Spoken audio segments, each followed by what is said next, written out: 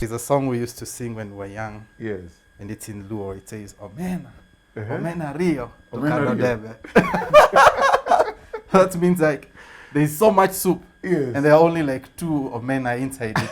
But when you're cooking, people think that you're cooking chicken. Huh? Wow. Yeah, so the Wow. neighbors are like, they can smell the sweet smell of omena. Inavutia. Yes.